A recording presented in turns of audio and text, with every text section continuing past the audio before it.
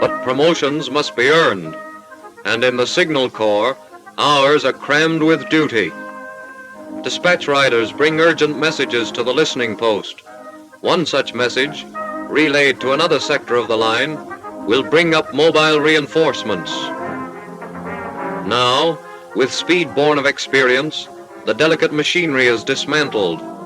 A place for everything, and everything in its place, is the system followed by these men, whose all-important duty it is to keep the lines of military communication open. Signalers, like all other branches of the forces, move swiftly and surely. Off-duty hours, however, are cheer-up hours behind the Red Shield, for there Canada's men learn the second hour of Red Shield service, recreation. All work and no play makes Jack Canuck a dull soldier, but in games like table tennis, pin games, Chinese checkers, billiards, crokinole, or checkers, there is friendly recreation of the kind he enjoyed with his family during social evenings at home.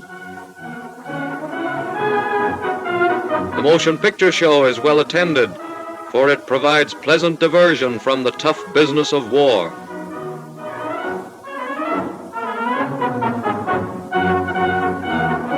There are also variety programs, professional concerts, or amateur presentations in which the soldier himself can participate. For there's plenty of talent in battle dress, and the soldier who provides his pals with a smile or a song wins their genuine appreciation. Such recreation adds a silver lining to the clouds of loneliness and fatigue. And do the men like it? They certainly do.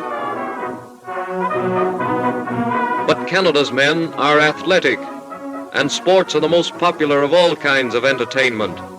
Stout hearts belong in strong bodies, and physical fitness is always the soldier's personal aim. Sports provide needed muscular development as well as good fun. A soldier learns to hurry, especially in the 100-yard dash. He learns to coordinate all his muscles in the broad jump. And speaking of coordination, there's real teamwork in the tug of war, when, with bulging muscles, the heavyweights pull it out for brigade honors. Climax comes with the relay race, for every company has its contenders for victory. On the last lap, with the finishing line in sight, excitement mounts to a frenzy, and the Red Shield supervisor is kept busy noting the winners. Such Red Shield sports days combine both diversion and development. Canadian commandos in training are bears for punishment. Loaded with equipment, they scale great wooden walls, just as they will one day storm the enemy's hostile cliffs. Like monkeys, they climb tall poles, remembering that treetops are good hiding places when stalking the foe.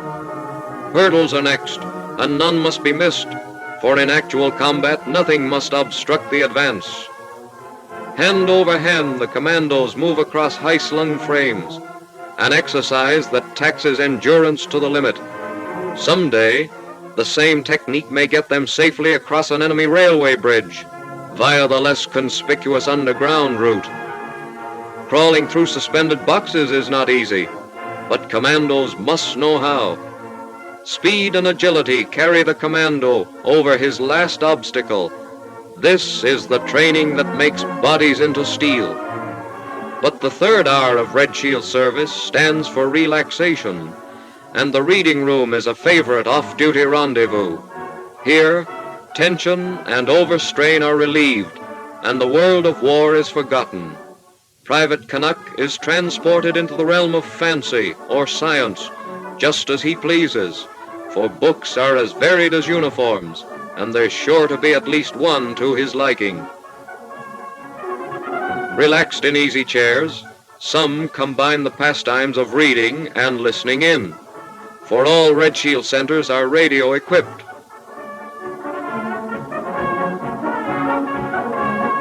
But not all programs are second-hand. There are often impromptu sing-songs in which basso, baritone, tenor, or otherwise can blend voice and enthusiasm. More often than not, the boys arrange their own song fests, as well as their own harmonies.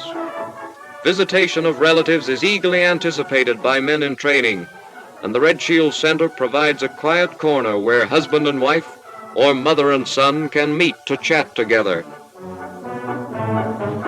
Friends who cannot be seen can always be reached by letter, but writing is a dubious form of relaxation for some, and, let's see, what comes after Dear Mum?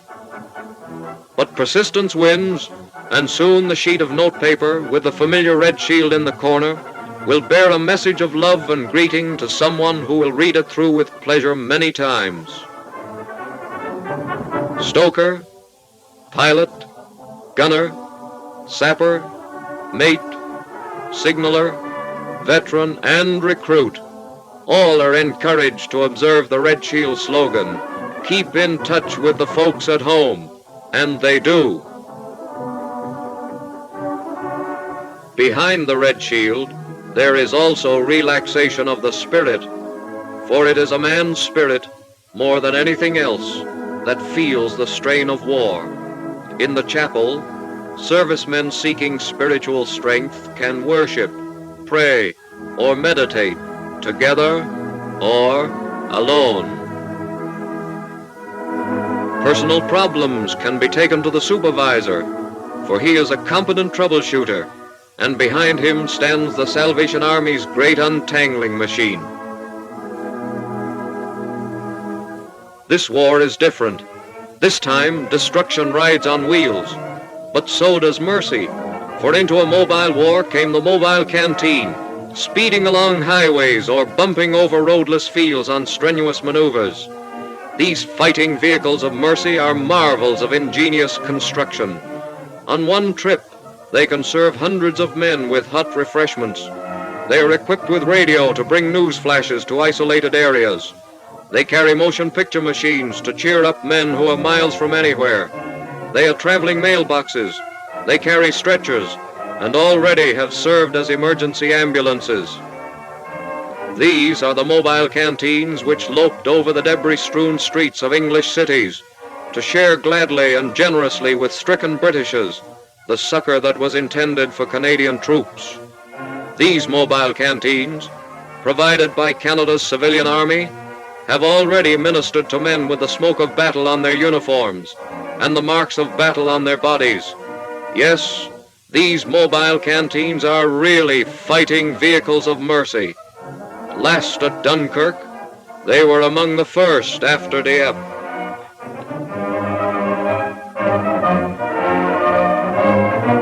Red Shield service on wheels has other valuable uses. The supervisor is enabled to cover widely separated centers, meeting the welfare needs of the men under his care.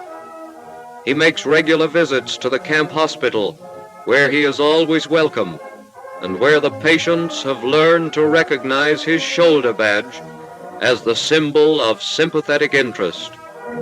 His sympathy is practical, for with him he brings chocolates and games.